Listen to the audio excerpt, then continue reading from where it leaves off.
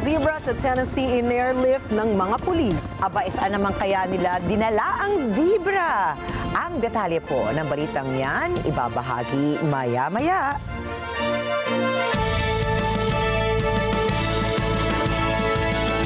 Magandang gabi. Ako po si Rikki Mathay. Ako si Rikki Alagao, Flores. Ito ang Mata ng Agila International. Para naman sa mga headlines ngayong araw ng Martes. Foreign Affairs Secretary Enrique Manalo at U.S. State Secretary Marco Rubio nagpulong sa Washington. Philippine Navy nakapagtala ng 41 China Coast Guard vessels at warships sa ilang features ng West Philippine Sea. Aircraft carrier ng China namataan sa exclusive economic zone ng Japan. Russia ay nilunsad ang isa sa pinakamalaking airstrikes nito sa Kiev. At 15 estudyante sa Malaysia nasawi sa salpukan ng bus at ng SUV.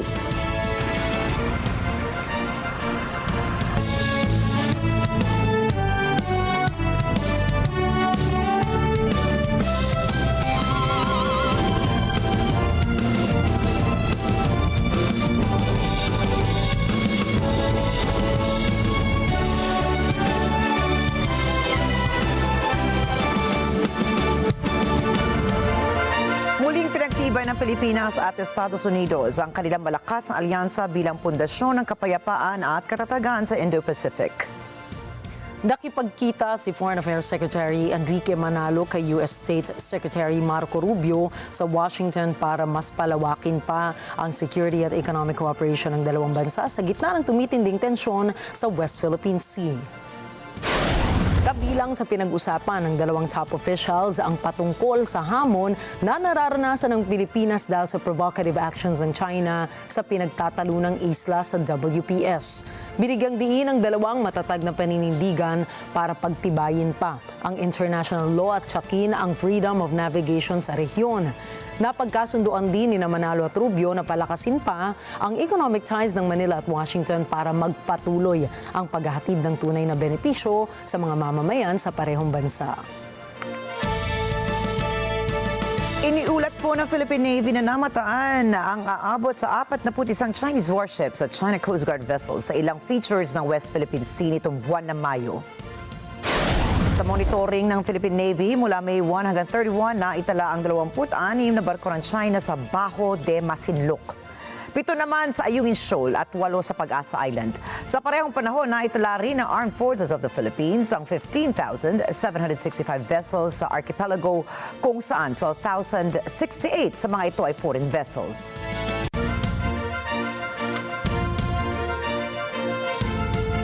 Kinumpirma ng Philippine Navy na nasa Pilipinas pa rin ang US-made Navy Marine Expeditionary Ship Interdiction System o Nemesis launcher. Ayon sa tagapagsalita ng Philippine Navy, nanatili ang Nemesis launcher dahil ginagamit pa ito para sa pagsasanay ng Philippine Marine Corps. Hindi naman ibinahagi ng Philippine Navy kung saan nakaistasyon ang Nemesis dahil sa operational security nito. Una nang ginamit ang naturang missile launcher sa natapos na 2025 balikatan exercises na isinagawa noong Abril 21 hanggang Mayo 9 at sa kamandag drills noong May 26 hanggang June 6. Kinumpirma ng Philippine Consulate General sa Los Angeles na isang Filipino ang kasamang inaresto sa immigration operation ng Estados Unidos sa Los Angeles, California. Ayon po kay Consulate General Adelio Angelito Cruz, ang naturang Filipino immigrant ay nahaharap sa kasong theft, assault, burglary at rape. Kinilala naman ng Homeland Security Department ang naarestong Pinoy sa pangalang Rolando Veneracion Enriquez, 55 taong gulang. Nakahanda naman ang konsulado na mag-abot ng consular assistance sa Filipino immigrant. Samantala, patuloy na minomonitor ng Pilipinas ang sitwasyon bunsod ng kilos protesta kontra sa mga ikinasang raids ng U.S. authorities alinsunod sa mass deportation initiative ni President Donald Trump laban sa mga illegal na immigrants sa Amerika. Sinabi naman ni Palace Press Officer Attorney Claire Castro na ipinag-utos na ni Pangulong Ferdinand Marcos Jr.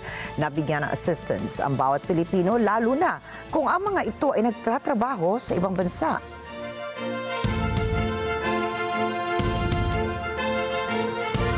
Hindi indikasyon na may kakulangan sa mga saksi o ebidensya ang imbitasyon ng International Criminal Court sa iba pang posibleng biktima ng war on drugs ng Duterte administration.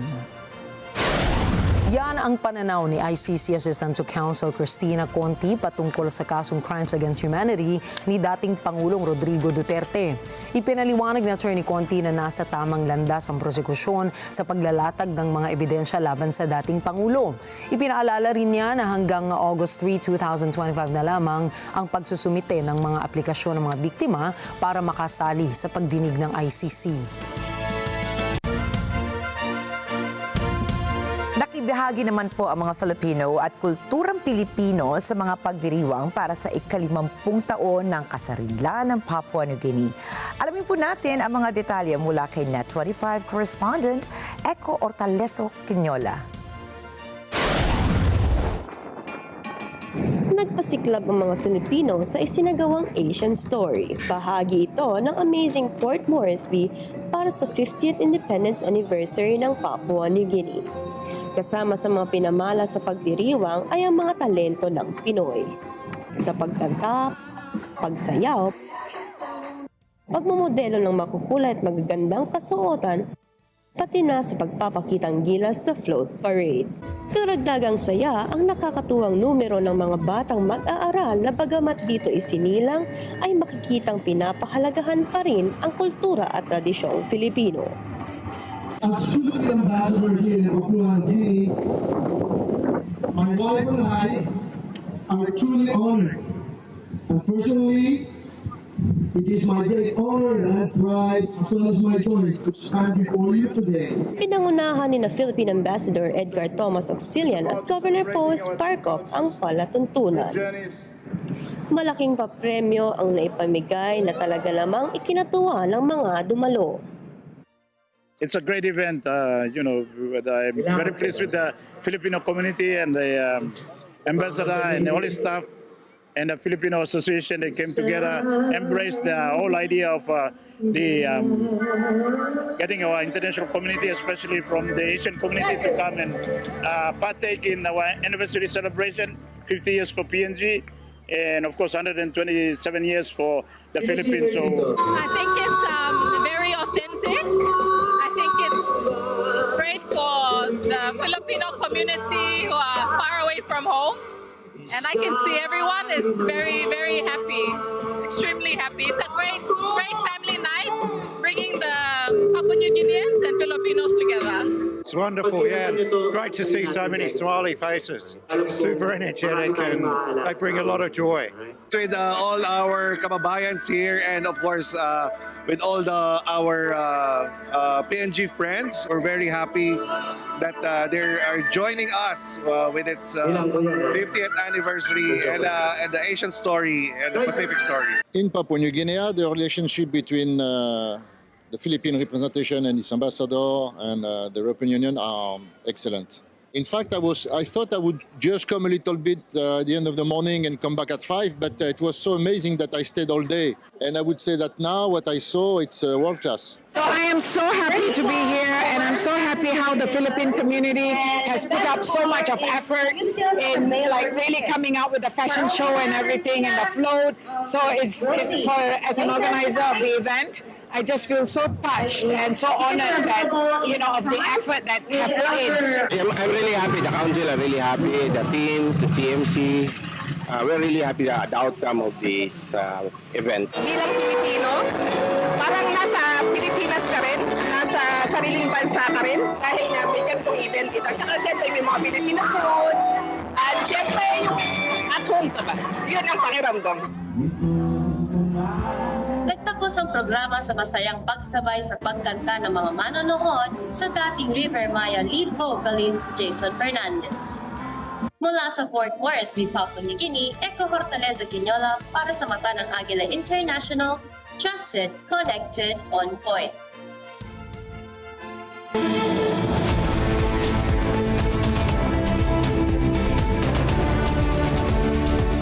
Nag-convene na ang Senado bilang impeachment court para sa trial ni Vice President Sara Duterte. Ating alamin ang ibang detalye kay Mean Corvera. Mean. Nina, nagdesisyon ang impeachment court na ibalik sa Kamara de Representantes ang articles of impeachment laban yan kay Vice President Sara Duterte. 18 Senator Judge ang bumoto pabor sa motion ni Senator Judge Alan Peter Cayetano na ibalik ang reklamo. Pero nilinaw na hindi ito nangangahulugan na ibabasura o ito-terminate ang impeachment trial. Inamyandahan ni Cayetano ang naunang motion ni Senator Judge Ronald Bato de la Rosa na tuluyang i-dismiss ang reklamo dahil sa umano'y paglabag ng Kamara. Iginit ni De La Rosa na mali ang ginawang proseso ng Kamara dahil hindi daw pinansin ang unang inihaing 3 reklamo laban kay Duterte at ang pang-4 ang isinumite sa Senado na labag na sa 1-year ban sa paghahain ng reklamo sa isang impeachable official. Hindi raw pwedeng umakso ng Senado sa isang reklamo na mali ang paraan ng paghahain na idinaan sa debate ng mga senador. Inoobliga naman ng impeachment court ang Kamara na maglabas ng certification na magpapatunay na hindi nilabag ng mga kongresistang Article 11, Section 3, Paragraph 5 ng Saligang Batas, partikular na sa usapin ng 1-year ban. Sa 23 senador judge, 5 ang bumoto para tutulan ng motion ni Cayetano. Kinabibilangan niya ni na Senate Minority Leader Coco Pimentel, Liza Hontiveros, Grace Po, Sherwin Gatchalian at Nancy Binay. Sabi ni Senator Judge Linggoy Estrada, isa sa mga pumabor sa motion, bilang nag-participate na sa impeachment trial, mahalaga sa kanya na susunod ang itinatakda ng saligang batas at nabibigyan ng due process ang sino mang nasasakdal. Narito ang bahagi ng kanyang pahayag. Personally, malalim po ang hugot ko sa issue ng impeachment dahil minsan ang pinagdaanan namin ito ng aming pamilya.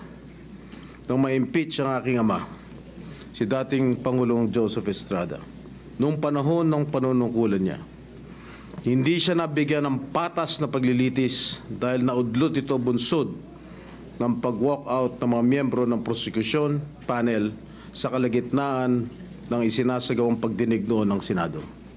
And the rest, as they say, is history. Nag-issue naman ang impeachment court ng saman kay Vice President Sara Duterte para sagutin ang mga alegasyon laban sa kanya.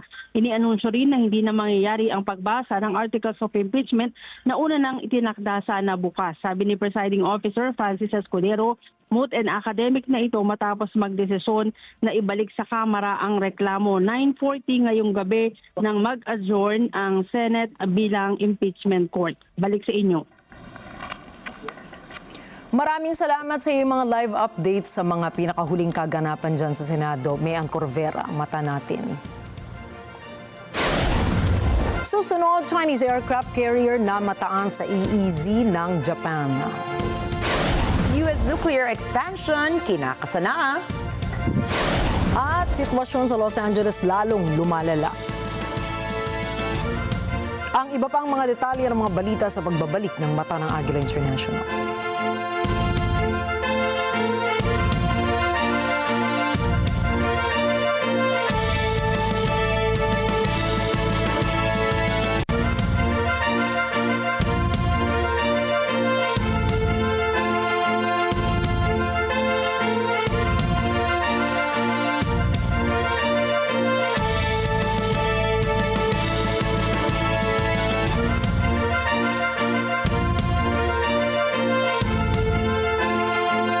Your way to success?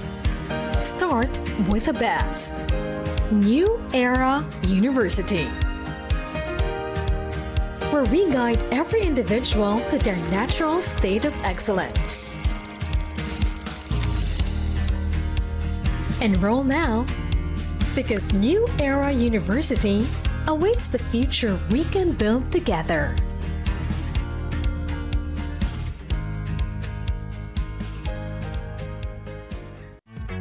Abangan sa Tony Pet Stakeout sa Love Tony Pet and Everything. Inakyat natin muli ang summer capital of the Philippines, Baguio City, para tikman ang mga pinakamasarap na pagkain. At ito pa, saan nga ba magandang magstay? Abangan every Friday simula June 6 hanggang July 11 dito lang sa Tony Pet Stakeout sa Love Tony Pet and Everything, only on NET25. Let's net together sa NET25. Sa NET25.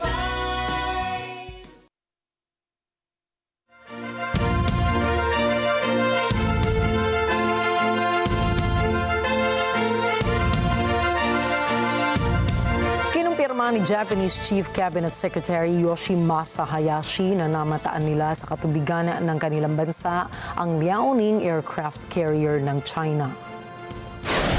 Magugunitan ang Liaoning carrier na sinamahan ng ilang barko ay dumaan sa Exclusive Economic Zone o EEZ ng Japan malapit sa Minami Torishima, isang liblib na isla sa timog silangang bahagi ng Iwo Jima. Napansin din ang mga fighter jets at helicopter na umaaligid mula sa Liaoning. Dahil dito, inihayag ni Hayashi na palalakasin ng Japan ang kanilang surveillance at patuloy na mangangalap ng impormasyon ukol sa mga galaw ng fleet ng China. Nagpadala naman ang pamunuan ng Japan ng mensahe sa China hinggil sa naturang insidente. Sa kabilang banda, iginiit ng Ministry of Foreign Affairs ng China na ang paglalayag ng Liaoning ay naaayon-anya sa international law at sinabing may sariling national defense policy ang kanilang bansa.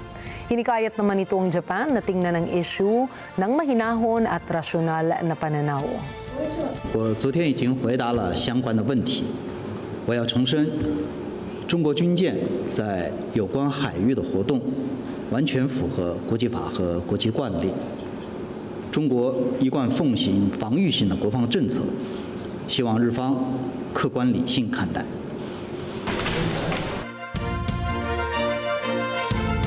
Inilunsad po ng Russia ang pinakamalaking airstrike nito simula noong giyera ng kabisera ng Ukraine. Magdamag na nagpalipad ang Moscow ng halos 315 unmanned drones para asintahin ang 7 out of the 10 major districts ng Kyiv. Na-recover ng rescue workers ang mga biktima mula sa mga gumuhong gusali nitong umaga at kaagad namang dinala ang mga nasugatan sa mga pagamutan. Wala pong naitirang namatay sa insidente, subalit nagpapatuloy naman ang paghahanap ng mga rescuers sa mga survivors sa mga natamaang gusali. Nanawagan naman si Ukrainian President Volodymyr Zelensky sa kanyang mga kaalyado na i-pressure ang Russia na itigil na ang agresyon sa kanilang bansa, habang si Ukrainian Foreign Minister Andriy Sybiha naman ay humingi ng panibagong parusa na pwede ipataw sa kanilang kalaban. І хто б там що не казав, це російські удари не у відповідь, а на знищення. Цілковитого знищення життя. Вони хочуть цього. І в абсолютно всіх містах, селах, на окупованій території справді видно, що означає прихід Росії. Єдине, про що піклуються окупанти, це про військову інфраструктуру та про свою можливість вивести з України все цінне. Noong nakalipas sa linggo lamang ay nagpalipad na ang Russia ng nasa 1,451 drones and 78 missiles papunta sa teritoryo ng Ukraine.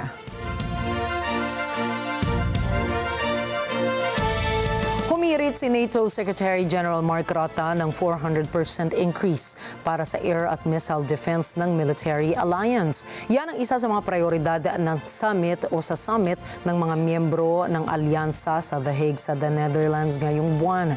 Hinihikayat ni Rutte ang mga kaalyado na isulong ang defense spending hanggang sa 3.5% ng GDP at magpundar pa ng karagdagang 1.5% para naman sa mas malawak na pondo pang seguridad.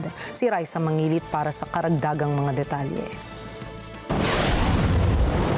Ang karagdagang Google ay kailangan upang maibigay ang demand ni US President Donald Trump na 5% ng GDP target. Noong nakaraang buwan, sinabi ni Rutte na ipinagpalagay nitong magkakasundo ukol sa target ang mga miyembro sa summit na magsisimula sa 24 ng Hunyo. Percent is not some figure plucked from the air. It's grounded in hard facts. The fact is, we need a quantum leap in our collective defense. The fact is, we must have more forces and capabilities to implement our defense plans in full. The fact is, danger will not disappear, even when the war in Ukraine ends. Ani Rutte, pagkatapos ng labanan, kailangang manatiling matatag at mapagbantay ang NATO dahil sa mga banta ng Moscow. We see in Ukraine how Russia delivers terror from above. So we will strengthen the shield that protects our skies. Our militaries also need thousands more armored vehicles and tanks, millions more artillery shells, And we must double our enabling capabilities, such as logistics, supply, transportation, and medical support. Sumasa ilalim ng matinding pressure ang mga bansa sa Europa na dagdagan ang bukol ng mga ito sa depensa. Ito ay matapos maghudyat si Trump ng pag-iba sa mga tuntunin ng US. Dahil dito na itutulak ang rehiyon na lalong protektahan ang mga bansa nito. Raisa Manghilit para sa mata ng Agila International, trusted, connected, on point. Hinarang ng Israel Naval Forces ang isang charity vessel nitong Lunes na nagtangkang pumasok sa naval blockade ng Gaza Strip. Kabilang po sa 12 lulan ng barko ay ang Swedish activist na si Greta Thunberg. Ang British-flagged yacht na Madeleine ay ino-operate ng Pro-Palestine Freedom Flotilla Coalition. Layo nitong maghatid na malaking tulong sa Gaza noong Lunes at palaganapin ang kaalaman ukol sa krisis na nagaganap ngayon sa teritoryo. Narito po ang karagdagang detalye mula kay Leslie Gumarang.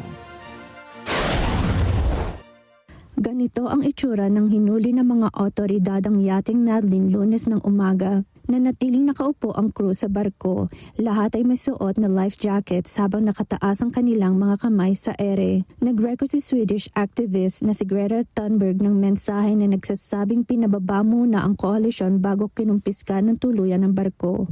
If you see this video, we have been intercepted and kidnapped in international waters by the Israeli occupational forces or forces that support Israel.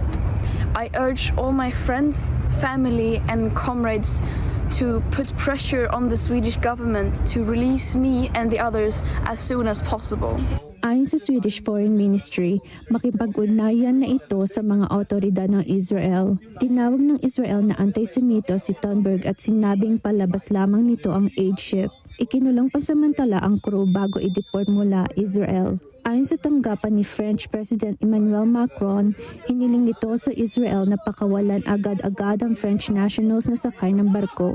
Ayon naman sa French at Spanish Foreign Ministries, hiniling nila ang consular protection para sa mga mamayang sakay ng aid ship. Ipinag-utos naman ni Israeli Defense Minister Israel Katz sa militar noong linggo na pigilang dumao ng Madeleine sa Gaza. Ayon kay Katz, ang misyon ay propaganda bilang suporta sa Hamas. Leslie Gumarang para sa mata ng Agila International, trusted, connected, on point. Natunton at natukoy na rin ang labi ng nasawing lider ng Hamas sa Gaza na si Mohammed Sinwar. Kinumpirma ng Israeli Defense Forces o IDF na nadiskubre ang katawan ni Sinwar sa isang tunnel sa ilalim ng European Hospital sa southern city ng Khan Yunis. Natukoy ang pagkakakilanlan ng Hamas leader sa pamamagitan ng DNA checks, bagamat sa ngayon hindi pa ito kinukumpirma sa publiko ng kampo ng Hamas. Ayon kay IDF spokesperson Brigadier General Effie Defrin, natagpuan nila ang katawan ni Sinwar sa isa sa mga silid sa mahaba at makitid na tunnel. Matatandaan na paslang si Sinwar sa inilunsad na airstrike noong May 13 na ayon sa Defense Agency ay pinatatakbo ng Hamas ay kumitil ng 28 victims at ikinasugat ng dose-dosenang individual. Natagpuan ang labi ni Sinwar sa tabi ng napatay din na commander ng Hamas na sa Rafah Brigade na si Mohammed Sanabe. Natagpuan din ang ilang mga gamit ni Sinwar at Sanabe sa lugar kasamang intelligence findings na transfer o inilipat na ng Israeli Defense Forces para sa karagdagan pang investigasyon. ב-600 ימי מלחמת התקומה אנחנו אכן שינינו את פני המזרח התיכון. הדפנו את המחבלים משטחנו, נכנסנו בעוצמה לרצועת עזה, חיסלנו עשרות אלפי מחבלים, חיסלנו את דף, הנייה, יחיא סנואר ומוחמד סנואר. השמדנו אין ספור תשתיות טרור, השתלטנו על הפרימטר, על ציר פילדלפי, על מעבר רפיח ולאחרונה על ציר מורג. קטענו את אספקת הנשק של החמאס וכמעט את כל ירי הרקטות מעזה לשטחנו. החזרנו כ-90% מתושבי העוטף לבתיהם. Na Palestino ang nasawi at marami pang iba ang nasugatan matapos pagbabarilin ng mga Israeli forces malapit sa isang aid distribution center sa Gaza. Naganap po ang insidente noong Sabado ng umaga habang ang mga tao ay nagtipon para kumuha ng mga supply ng pagkain. Ayon sa isang tagapagsalita ng Civil Defense, binaril sila ng mga Israeli nang magtangkang magtulungan ng mga tao upang makalapit sa lugar. Ayon naman sa Israeli military, nag-warning shots umano sila laban sa mga suspect na lumapit sa kanila habang pinagbabantaan daw sila. Nagdesisyon naman ang Gaza Humanitarian Foundation o GHF na tumutulong sa operasyon na itigil muna ang pamamahagi ng mga supply na pagkain upang mapabuti ang kaligtasan at maiwasan ang sobrang dami ng tao. Nabatid na nakita ng maraming Palestino ang kanilang pagkakataon sa mga roundabout malapit sa military zone ng Israel na kailangan nilang daanan upang makalapit sa aid site. Una nang nagbabala ang Israel Defense Forces o IDF sa mga tao ng Gaza na ang lugar ay isang aktibong combat zone, lalo na sa gabi. Muli naman nag-issue ng evacuation order ang Israeli military sa Palestinians sa Gaza. Nitong Lunes sa Jabalia naman ipinatupad ang order kung kaya't daan-daang katao ang lumikas palabas ng lugar. Ayon sa isang residente, hindi awa ang kanilang kailangan kundi aksyon. Narito ang report ni Ashley Sakmara. Makikitang umaalis ng Jabalia ang Palestinians matapos ang babala ng Israeli military na alisanin ang lugar. Nitong mga nakaraang linggo, pinalawak ng Israel ang opensiba nito sa Gaza Strip. Ito ay matapos mabigong muli ang US, Qatar at Egypt na makasiguro ng isang ceasefire sa pagitan ng Hamas at Israel. Ayon kay Mohammed Al-Hassi, takot ang bumalot sa kanila lalo na sa mga bata. والله صار عندنا قصف قذايف وضرب والولاد خافت سرواع هذول الاولاد وطلعنا نزحين وشاردين من القصر. احنا ناس امنين لا بيدنا ولا بطرفنا ايش بدهم في الامنين مش عارف. Para naman kay Mustafa Mansour na makailang beses nang lumikas dahil sa labanan, wala na siyang mensahe para sa mundo na ayon sa kanya ay kahiya-hiya ang kawalan ng aksyon. شردت الان اكثر من انا واخوتي عدد يعني ودينا الاطفال وكذا في مكان واحنا لسه لغايتنا بنبحث عن مكان يعني حتى نام عند احد الاصدقاء لحد ما نقدر نلاقي مكان اللي نجمعهم فيه. رسالتي لمين؟ للعالم؟ ما عادش في رساله للعالم للاسف الشديد. العالم صمته مخزي يعني صمته مخزي وانا ما عدتش استجدي منه شيء يعني مش هيتحول علشان العالم اتحول لمتسول التعاطف منه لأن بلزمنيش تعاطف الآن. أنا بلزمني مواقف ما بلزمنيش تعاطف. Ashley Sakmar para sa mata ng Agila International. Trusted, connected, on point. Nasunog at nagkaroon ng sunod-sunod na pagsabog ang Singapore-flagged cargo ship 1503 habang papunta sa Mumbai na naging sanhi ng pagkahulog ng 40 containers sa Arabian Sea at pagtalon ng ilang crew members sa dagat upang makaligtas lamang. Patuloy ang ginagawang efforts ng Indian Coast Guard para mahanap ang 4 na iba pang tripulante na nawawala matapos maganap ang malaking sunog sa isang Singapore-flagged cargo ship sa kalagitnaan ng Arabian Sea malapit sa baybay ng Kerala, India. Sa kasalukuyan po, 18 out of 22 members ng mga tripulante ang nailigtas na ng Indian Coast Guard. Nabatid na ang nawawalang 4 na crew members ay mula sa Taiwan, Myanmar at Indonesia. Nagpadala na rin ng tulong ang Singapore Maritime and Port Authority upang suportahan ang operasyon. Maguguritang galing pa sa Colombo, Sri Lanka ang barko na papunta Mumbai, India nang iulat ng pamunuan ng barko na may narinig silang malakas na pagsabog sa isang container kung saan 50 containers mula sa barko ang nahulog naman sa dagat. Samantala, nag-issue na ng babala ang Indian National Center for Ocean Information Services ukol sa posibleng oil spill at mga debris mula sa barko na maaaring magdulot ng panganib sa kalikasan. Nakikipag-ugnayan ang Westinghouse sa mga opisyal ng Estados Unidos para sa deployment ng 10 malalaking nuclear reactors. Ito'y matapos pirmahan ni US President Donald Trump ang isang executive order na nag-uutos sa gobyerno na bawasan ang mga regulasyon patungkol sa paggamit ng nuclear energy. Inatasan din ni Trump ang mga kaukulang ahensya na bilisan ang pag-aproba sa mga lisensya ng mga reactors at planta ng kuryente. Isa itong proseso na tumatagal ng maraming taon pero nais ni Trump na gawing 18 buwan na lamang ang approval process. And this is all nuclear. It's hot industry. It's a brilliant industry. You have to do it right. It's become very safe and environmental, yes, 100%. What this executive order will do is speed up the approval and adoption process for specialized nuclear reactors at these sorts of sites. It also involves the Department of Energy making available the necessary fuel stock. It also creates a special envoy position and a strategy around nuclear technology export, the idea being that we can grow American industry on the back of foreign purchasers who are interested in this sort of technology as well. Sinabi ni Westinghouse Interim Chief Executive Dan Sumner, target ng kanilang kumpanya na maisakatuparan agad ang agenda ni Trump. Mayroon na rin anyang naaprubahan na disenyo ng nuclear reactor na magiging sapat na supply chain. Kinumpirma naman ng ilang media sources na aabot sa $75 billion ang halaga ng itatayong nuclear reactor. Hindi pa kasama sa pondong ito ang budget overruns o potential delays. Dating nangunguna ang Estados Unidos sa nuclear power, subalit ngayon ay nauungusan na ito ng China at ng Russia sa pagtatayo ng mga reactors. Ayon sa datos ng World Nuclear Association, 13 nuclear reactors ang nasa proposal ng Estados Unidos habang mahigit 100 naman ang target ng China. Inaasahan naman ng Russia na magiging operational ang 13 reactors nito sa mga susunod na taon. Nasa 36 naman ang nuclear reactors ng China na malapit na ring matapos at magamit.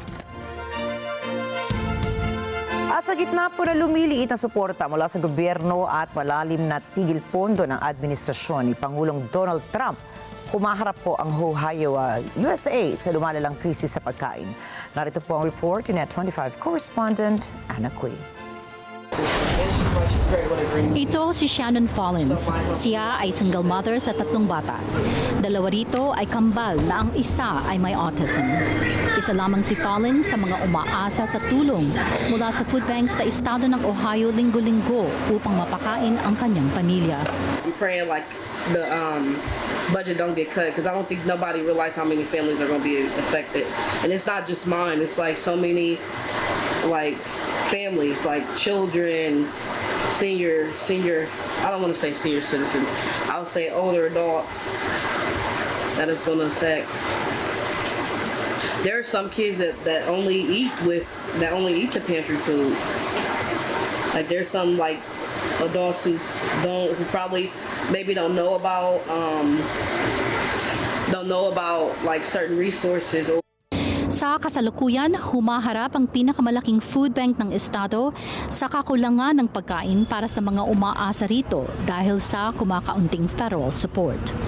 Kabilang na ang bawas pondo na ipinatutupad ng gobyerno. Ipinaliwanag ni Matt Habash ng Mid-Ohio Food Collective kung paanong malaking tulong ang food bank sa mga mahihirap kahit pa naghahanap buhay ang mga ito. This is the working poor trying to make ends meet at the end of the day. You know, when we talk about all the costs that have gone up that we've all felt. If you're renting an apartment these days, you know how much more expensive it is. There's a housing shortage across the United States. The cost of food has gone up. The cost of insurance has gone up. Daycare is expensive. All of those things continue to climb. And if your income is going up but not going up as fast, then you're coming to get food. And I think because that's the most variable part of your entire budget. Dagdag ni Habash, layon ng kanilang kolektiba na mabawasan ang stigma sa mga tumatanggap ng tulong, lalong-lalo na para sa mga kabataan ng mga tahanan. We really want first to reduce the stigma of people coming. We want them to feel welcome coming. We want them to come and get fresh food. So that may mean they need to come more often, take what they can use. So a whole strategy around that was to have this market, instead of calling it a food pantry, call it a Mid-Ohio market, have it open at night, have it open on weekends. Because again, most of these people are working.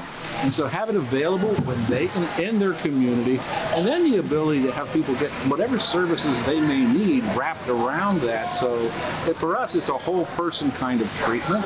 It's driven from the idea of when your kid says, "Where you're going, Mom?" and Mom says, "I'm going to the market." That's a heck of a lot better message than saying I'm going to the food pantry for that child. Mula noong Enero ng taong ito, dumami ng husto ang mga pumupunta sa Mid-Ohio Food Collective. Noong isang taon, nasa 1.8 million ang bumisita sa kolektiba mula sa 20 counties na sakop nito. At ngayong taon, halos doble na ang pumipila upang tumanggap ng tulong linggo-linggo. Ayon kay Habash, ginagawa ng lahat ng mga umaasa sa market ang kanilang magagawa upang may ilapag na pagkain sa kanilang mga mesa. These are people, these are Americans who need help. And at the end of the day, they're playing by all the rules. They're doing everything they can to make sure there's food on the table for their families and for themselves. And we need everybody coming together to make that work. Para sa mga magulang na umaasa sa food banks, hindi nila tatagal ang kanilang mga anak kung gutom ang hinaharap. Food is in the middle. You can't survive without, you can't survive too long without eating. You won't have your nutrients that you need from the food, your vitamins, and things start lacking, so it's important. Noong Mayo, ipinasa ng House of Representatives ang tax at spending bill ni Pangulong Donald Trump. $300 billion ang kakaltasin nito sa benepisyo ng pagkain para sa mahihirap na umaasa sa Supplemental Nutrition Assistance Program o SNAP.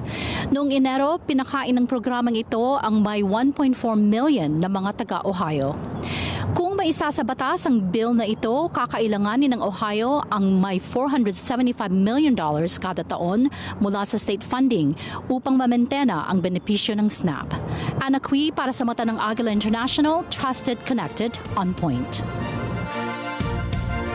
Desidido si California Governor Gavin Newsom na magsampa ng kaso laban sa administrasyon ni US President Trump. I, in partnership with Governor Gavin Newsom, are suing President Trump and asking the court to set aside the president's unlawful action federalizing the California National Guard.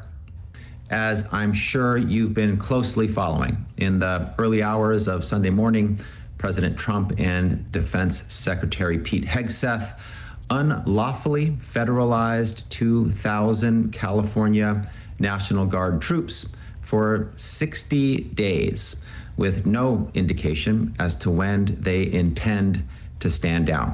They did so without authorization from Governor Newsom and against the wishes of local law enforcement who are on the ground, actively assessing and responding to the situation in Los Angeles in real time, a situation that didn't warrant the National Guard. Ito ay matapos na magpakalat sila ng mga National Guards nang hindi man lamang ipinaalam sa kanila. Git nito na iligal ang ginawa ni Trump na utusan ng basta ang National Guard. Kung nagawaan niya ito sa California, ay posible ring gawin sa iba pang estado ng Amerika. Labag umano sa konstitusyon ng US ang nasabing pagpapakalat ni Trump ng National Guard. Magugunitang ipinakalat ni Trump ang mga ito para pigilan ang mga nagsasagawa ng kilos protesta na kontra sa immigration policy ng US. Since Trump announced his plan to deploy troops, the situation on the ground has escalated quickly, with unrest growing overnight, causing highways to close and putting people in danger. This wasn't the case on Saturday or Sunday morning. This was not inevitable. We'll never know what might have been had the president left our state and local authorities to continue the important work they were already doing and were more than capable of doing.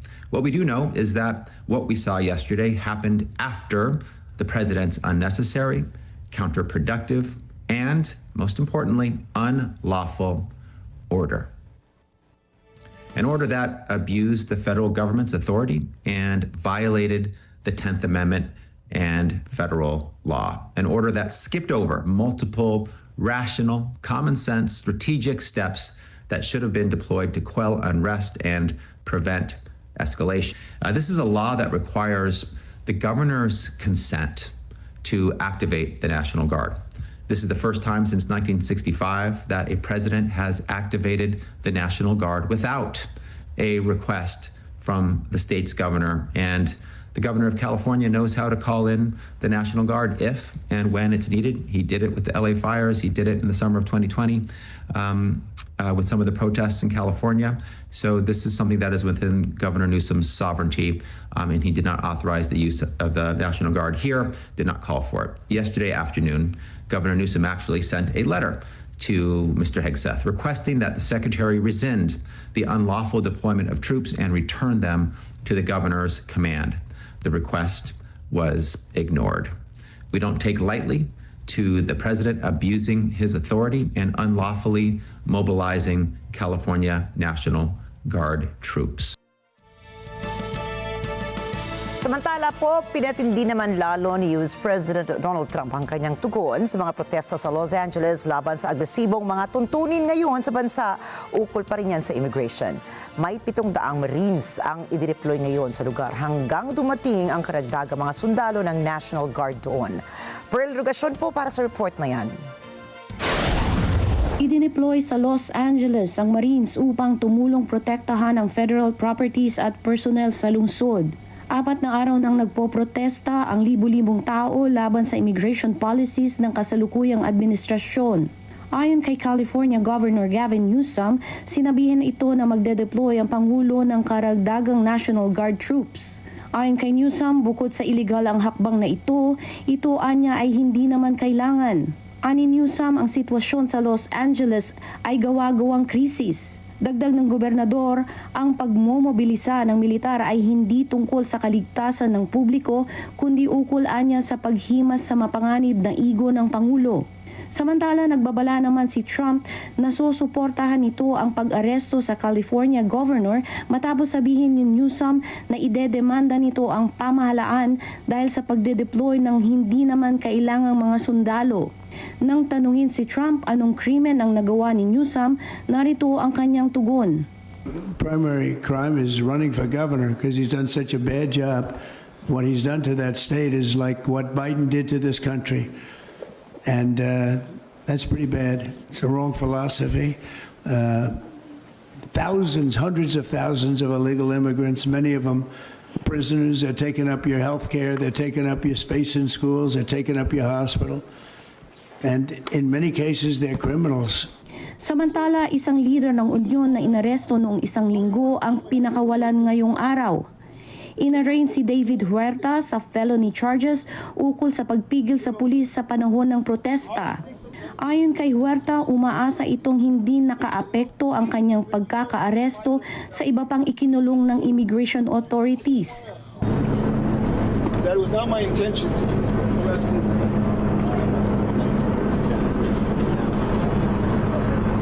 But I hope that I have not put them in harm's way. Samantala, nagdulot ang protesta ng ilang pagkasira ng mga ari-arian, kabilang na ang self-driving Waymo vehicles na sinilaban noong linggo. Tila hindi naman napigilan ang mga demonstrador ng karagdagang militar sa lungsod. Daan-daan ang nagrally pa rin noong Lunes sa labas ng federal detention facilities kung saan nakakulong ang mga hinuling migrante. Pearl Rugasyon para sa mata ng Agila International. Trusted, connected, on point. Nasa 40% ang ibinaba ng fentanyl na pumapasok sa Estados Unidos mula sa Mexico. Yan ang ipinagmalaki ni Mexican President Claudia Sheinbaum upang anya ay huwag makarating ang drogang ito sa kahit sinong kabataan, hindi lamang sa Mexico at US kundi sa buong mundo. Narito ang report ni NET25 correspondent Rosel Feria.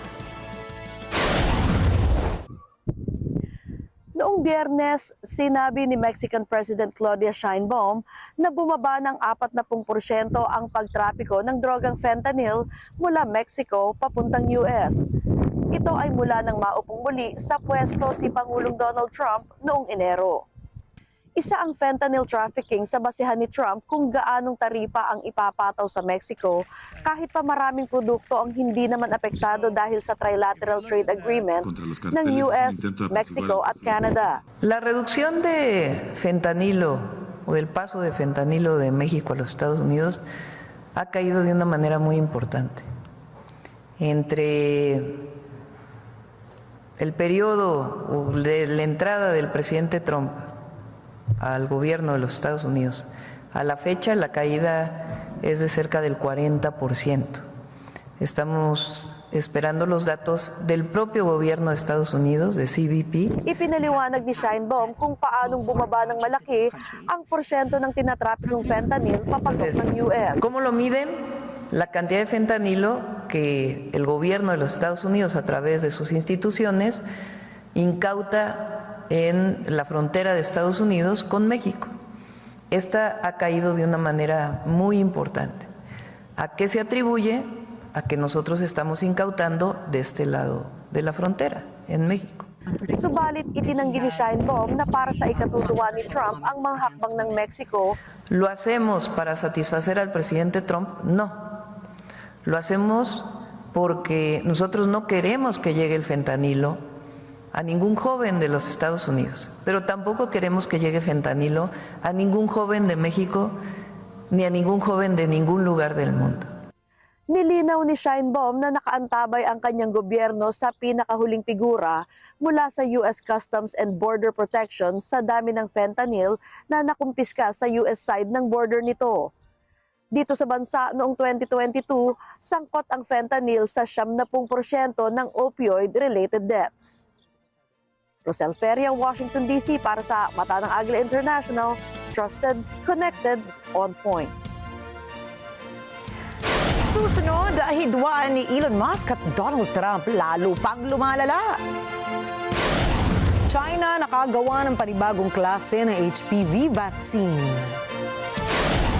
At Manny Pacquiao, formal nang naisama sa Boxing Hall of Fame.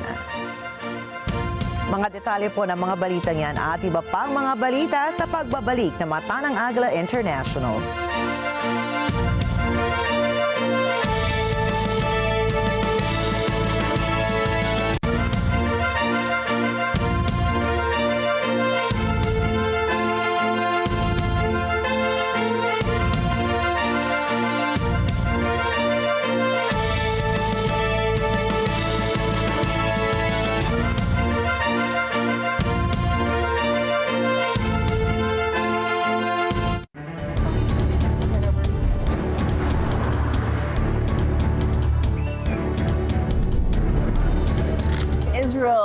Israel, for its tiny size, is a huge player for bad or for worse, or for good or for huge interests throughout the world. What we are, what our history is, what is happening currently, and I think the opportunity to tell that is a privilege. To have Filipino television in Israel and to get Israeli television in the Filipino, it makes two people know better each other. It's to have more cooperation between us in serious, maybe doing a film together. Open for Business with Cesar Vallejos, Sunday, 9 p.m. Sa NET25. One Japanese term for a walk in the woods is Shinrin-yoku, or forest bathing. It's said to be very good for our mental and physical health. Woodlands are home to a wider range of animals than anywhere else on land. Forests also act as water filtering and collection systems, and they can bind a lot of CO2. Now, these vital ecosystems are under threat. How science can help the forest, this time on DW's Science Show.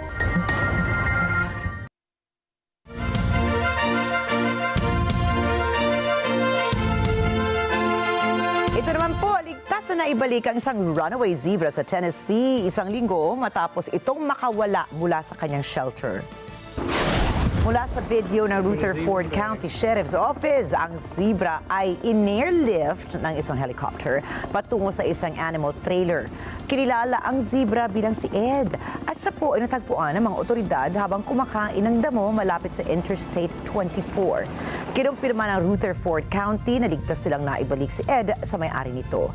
Ang paghahanap kay Ed the zebra ay kasunod naman ng insidente na ang paghahabol sa isang runaway kangaroo na nagpasara naman sa isang section ng Alabama Interstate. Nasawi ang 15 university students sa Malaysia matapos sumalpok ang kanilang sinasakyang bus sa isang SUV. Naganap ang insidente sa kahabaan ng East-West Highway malapit sa Tasik Banding sa bayan ng Gerik. Matapos ang pagsalpok ay tumaubang bus sa tabi ng kalsada. Kinumpirma ni Perak Fire and Rescue Department Assistant Operations Director sa Barodzi, Nor Ahmad, nasa 42 ang sakay ng bus bago ang trahedya. Nasakta naman ang 4 na sakay na SUV mula sa impact ng pagtama nito. Iniimbestigahan na ng pulisya ang sanhi ng road accident. At nakaligtas mula sa bingit ng kamatayan ang isang babaeng customer sa Thailand matapos sumalpok ang isang kotse sa repair shop na kanyang pinuntahan. Ayon Ayon sa report, pinapaayos ng babae ang kanyang motorsiklo sa repair shop sa Samut.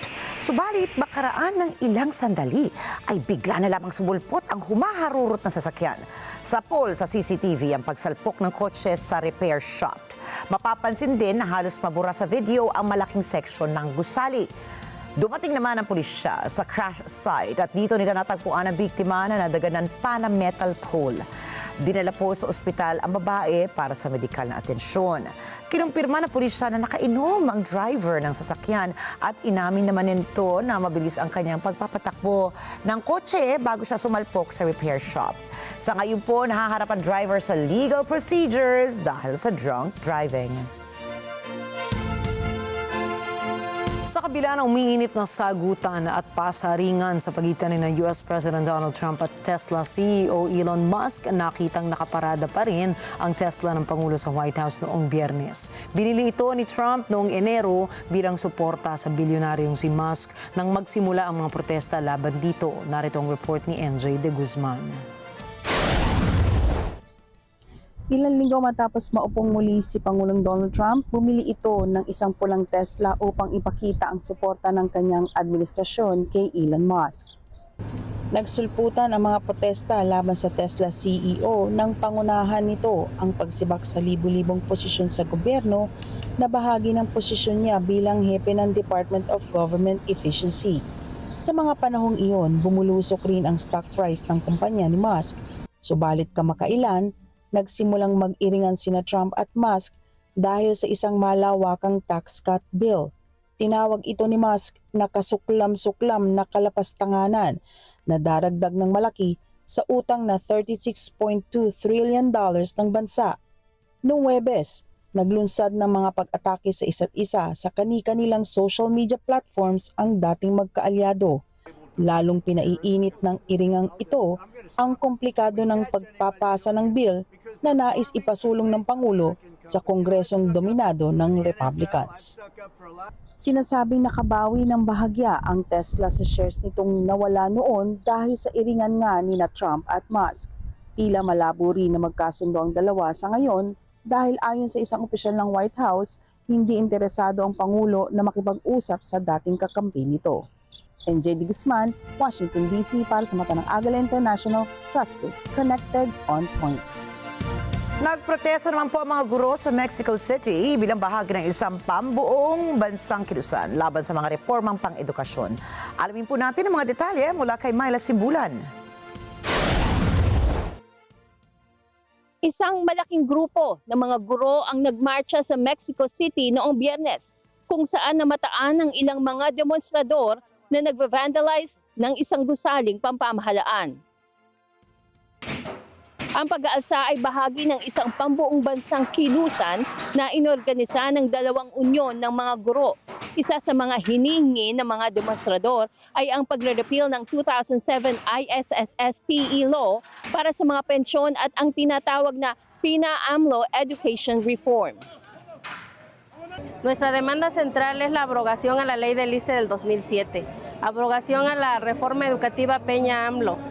Nosotros no venimos por una semana de vacaciones, no venimos incluso por el incremento salarial que anunció la presidenta como un gran logro, que es menor incluso a lo que se dio el año pasado, y aunque argumenten lo contrario, es raquítico para el salario base de los compañeros y compañeras. De su quincena es donde toman el dinero que debería de ir para sus familias y para la escuela, para mantenerse en el plantón. Entonces se habla incluso también de que nos financian. Nosotros decimos que lo que no pueden entender es que nuestra demanda implica ese sacrificio que hacen los compañeros y compañeras. Nanindigan ang mga demonstrador na hindi nila titigilan ang protesta hanggat hindi nila nakukuha ang kanilang demands.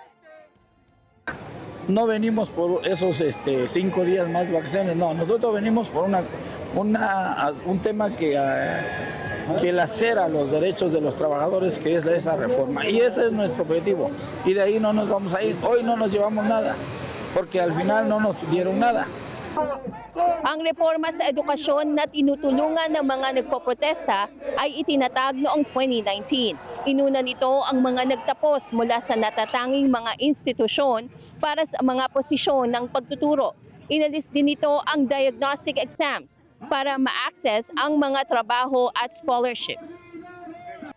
Binuwag din ng reforma ang sentralisadong school construction at mga responsibilidad na pagmemantana. Itinatag din nito ang bagong ahensya na titingin sa pagbubuti ng edukasyon sa bansa.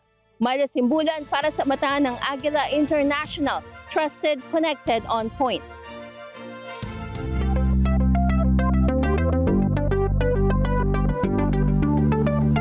Inaprubahan na ng Chinese drug regulator ang kanilang kauna-unahang domestically developed na 9-valent human papillomavirus o HPV. Ayon sa National Medical Products Administration, ang bakuna ay kilala sa tawag na Secolin 9 at kaya nitong targetin ang 9 na HPV strains. Ang gamot ay dinevelop ng pinagsama-samang teams ng Xiamen University, Xiangan Biomedicine Laboratory at Xiamen Innovax Biotech Company Limited. Dumaan naman ito sa 5 clinical trials mula 2019 habang halos 18 taon naman ang inilaan ng mga research para makumpleto ito. Karaniwang ginagamit ang HPV vaccine para maiwasan ang cervical cancer sa mga kababaihan, gayon din ang genital cancers at warts sa 2 kasarian.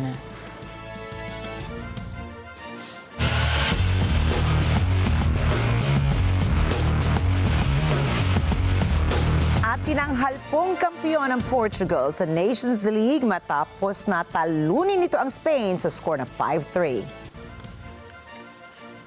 Nakuha ng Portugal ang panalo matapos ang penalty sa 2-2 draw sa final. Naging emosyonal si Cristiano Ronaldo matapos ang pangalawang titulo na nakamit ng koponan. Naitala rin po ni Ronaldo ang kanyang 138th international goal sa pamamagitan ng penalty shootout. Nagwagi naman sa ikatong pwesto ang France nang talunin nila ang host country na Germany sa score na 2-0. Samantala, isa na namang makasaysayang tagumpay ang naabot ni Manny Pacquiao matapos siyang opisyal na ma-induct sa International Boxing Hall of Fame nitong Lunes, Hunyo 9 sa edad na 46. I came from nothing. Just a small boy from streets of General Santos City. No shoes, no food, no chance, just a dream in my heart. I know hunger. I know pain. I know what it means to be counted out. But I also know what God can do when you keep the faith and never give up.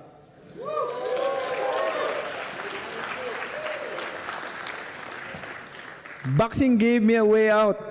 It turned my struggles into strength, my failures into lessons, and my pain into purpose. From flyweight to junior middleweight, 8 divisions.